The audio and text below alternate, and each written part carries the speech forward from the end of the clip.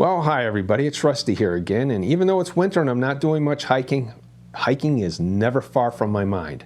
So today I'm just going to do a quick little follow-up on my previous video on battery power packs. Stay tuned.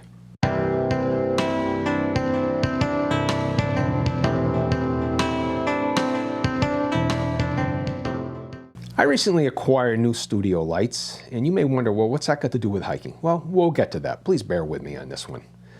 Now, these new lights, they use USB as a power source. As a matter of fact, my old lights use USB as a power source. And when I first plugged the new lights into the computer ports, which is how I normally use my lights, that's how I use the ring lights that I used to use, they worked horribly. They just weren't consistently bright. I couldn't adjust them very well. I admit I went and I broke the most sacred code that guys follow, and that is I read the instructions.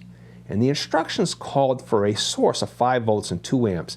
Now, I'm not an electrical engineer. My electrical engineering friends can likely tell me what is the output of the computer ports, but I doubt that it's 5 volts, 2 amps. It seems not to be. I went out and I bought, this isn't the actual one because the actual ones are running the lights right now, and we'll get back to these. But I went out and I bought some adapters that were spec'd for that 5 volts, 2 amps. The adapter that I had on the trail, by the way, is this one right here. And after squinting and taking a magnifying glass and holding it up to the light the right way, turns out that this one is a 5 volt, approximately 5 volt, 5.1 volt, 350 milliamps, which is like 1/6 of the amperage that I needed for the lights. This didn't work any better. I ordered ones that had that spec. And when I plugged the new lights into them, well, they were brilliant. The 5 volt, 2 amp adapters worked just perfectly. You may recall from my last video, I talked about the various different characteristics of the battery packs that I had, and I have them right here. There was this power add, 5 amps.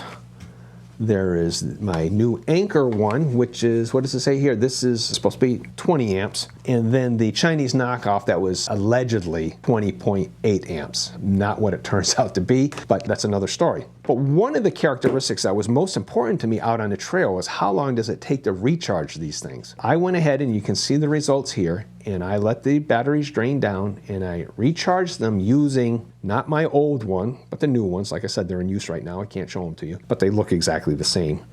And I tried the recharge on these battery packs, and you see the results here. My Anchor, my new one, my Anchor Power Core, the recharge time dropped from 12 hours to 9 hours, so that was pretty good. The Chinese knockoff, this one actually improved dramatically. It went from 24 hours to 14.5 hours. Now that would have made a big difference on my trip out on the trail. As a matter of fact, if this was recharging in 14 hours, it would mostly have recharged whenever I went to a hostel, because for one thing, it would never be drained down completely. Plugging it in overnight with those other adapters, I probably would have never noticed anything suspicious about this. I would have probably not bought the Anchor one, even though I don't regret doing it. I will bring this one with me. They look about the same, but this is a higher quality thing. Surprisingly, this power add took longer to recharge with the new adapter. So that's just an interesting thing. So what to do about hiking? Test them before you go. If you're depending on a power pack, you should at least know what you're up against. And if you have more than one adapter of different amperage output,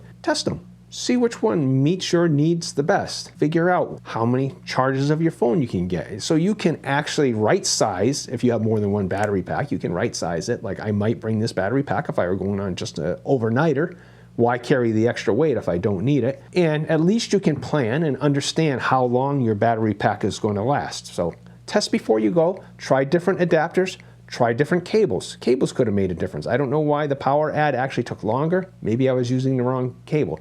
The point is, know what you got before you go. It never occurred to me that adapters, cables, and the battery packs would differ in this manner. So you should know what your parameters are. You know, what is the charge capacity? What is the recharge time? Weight plays into it also. Test before you go. Pick whatever options best serve your needs. So we did a short one today, just a follow-up to the prior one. Please like, comment, share, subscribe, and hit the notification bell if you find this information useful. And if you haven't seen the original in this set of things on battery packs, I recommend you watch it now.